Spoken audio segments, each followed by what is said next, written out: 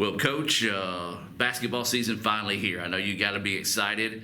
Introduce yourself to everybody. Let them know who you are and what you do here at ICC. Yeah, my name is Chip Ashford, and I am a volunteer coach for ICC women's basketball, and I am having a ball. Well, Coach, tell everybody a little bit about yourself. Where you from, what you do, and what brought you to ICC in a volunteer role?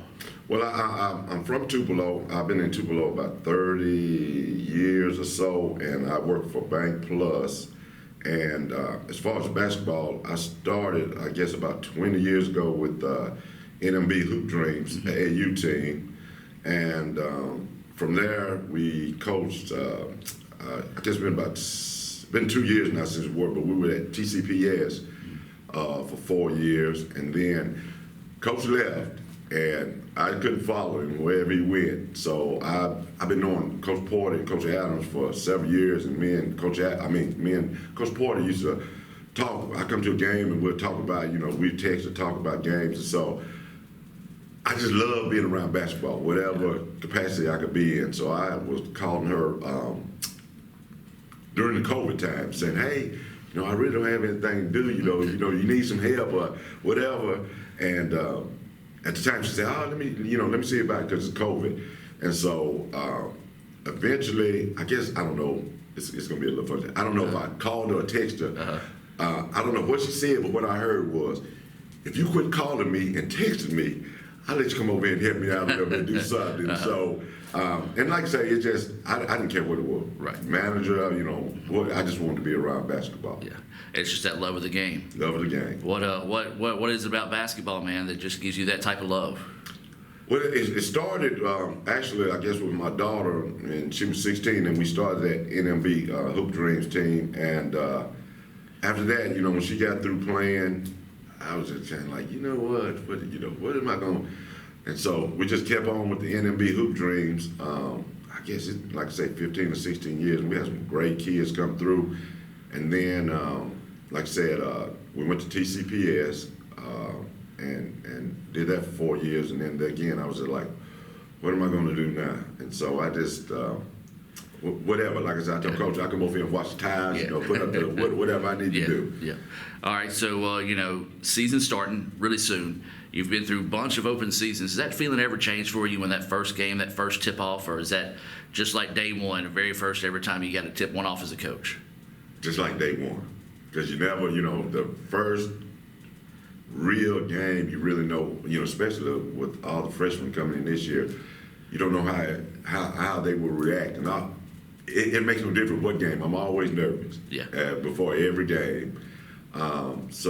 But I'm excited. It's an excited nervousness. Yeah. Because I'm ready for it to get started. Because we're kind of tired of beating up each other. Mm-hmm. So it's let's toss it up and see what happens against somebody else.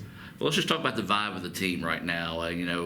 How's that? How the team coming together? I know a lot of freshmen, so it's a lot of growing pains probably getting them used to the JUCO level where you got the shot clocks, you got a much faster brand of basketball than they may be used to. So just kind of talk about the vibe of the team and how they're coming together early on.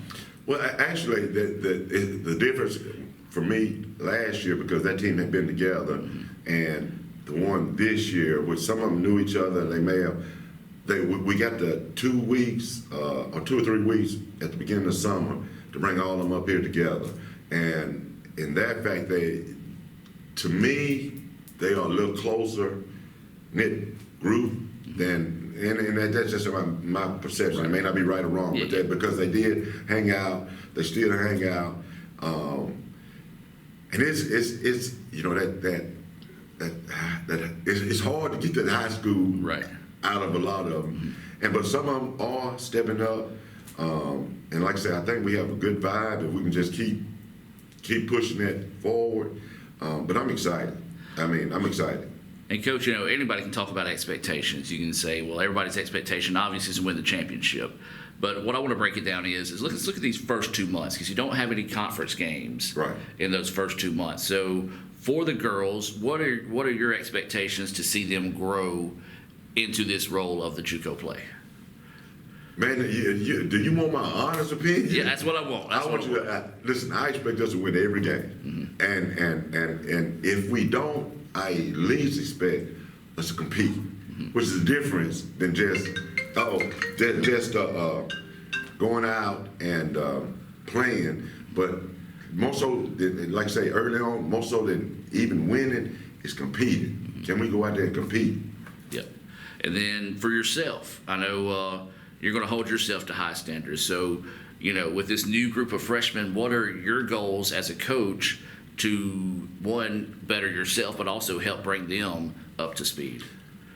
Well, that's not a trick question, but actually, what coach kind of sits us down and tells us, hey, this is what we're trying to do. So whatever coach says that we need to try to do, that's what I'm trying. Because I'm just here to help her. I'm not here to get a job. You know what I'm saying? I'm here to help her. So whatever she says, hey, let's do this, let's do that. That's what I try to do. And I got to stay clear to coach with coaching. After she said, hey, this is what we need to try to work on, or something like this. So, whatever she says, because I think, listen, I like coach. I in my 2 years over here, I've learned a lot.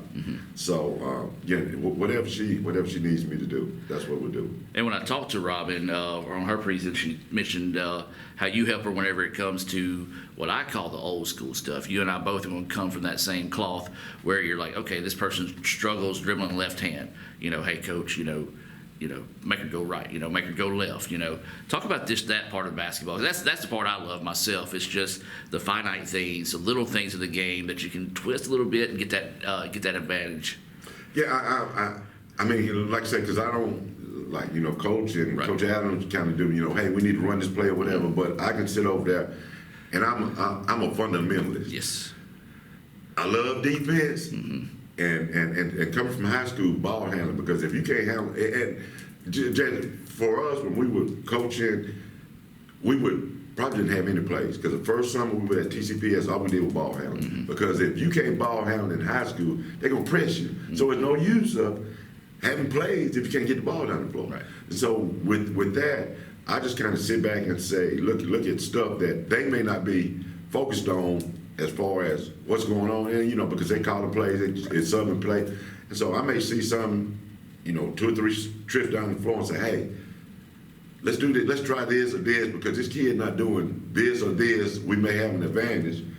So I mean, and then again, I just like that part of the game, and I'm proud that she listened to me when I got to make a suggestion. Yeah. So, but yeah, I like the fundamentals. I like the basics. Just because every player has a move. So what is the alternative move? So we want to make them come up with an alternative move. We're gonna want to defend their best move. So. Well, Coach, I appreciate your time, and good luck this season. And I appreciate you having me. Kirk Herbstreit is a man of many talents, not only an athlete and a sportscaster, but also a skilled swordsman, a master chef, Needs more lavender. a wonder at word games. 2 tries, every time. But his true talent lies in the art of banking. With Renaissance Bank's great products, rewards, and easy-to-use online tools, every transaction is a masterpiece. You might refer to Kirk as a Renaissance man. But I call myself a Renaissance man.